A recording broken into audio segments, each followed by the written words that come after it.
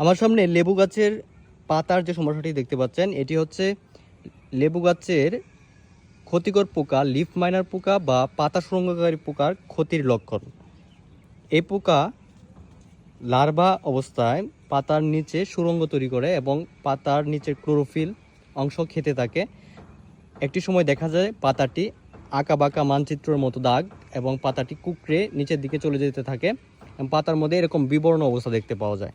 ফলশ্রুতিতে একটি সময়ে এই পাতা ঝরে যায় এবং কুঁড়িগুলো ঝরে যেতে থাকে। ব্যাপক আক্রমণে লেবু গাছের ফলনের হ্রাস পেতে থাকে।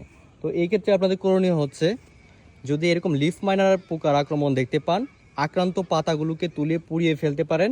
এছাড়া আপনারা আঠালো ফাঁদ ব্যবহার করতে পারেন। তাছাড়া কীটনাশক হিসেবে আপনারা সাইফারমেথ্রিন প্লাস পাইরিপস গ্রুপের কীটনাশক যদি আপনারা 1 লিটার পানিতে 1 মিলি পরিমাণে মিশিয়ে যদি স্প্রে করেন সমস্ত গাছে, সেক্ষেত্রেও কিন্তু এই যে লিফ মাইনার পোকার যে আক্রমণ, পাতা সুরঙ্গকারী পোকার আক্রমণ, সেটি কিন্তু কমে যাবে।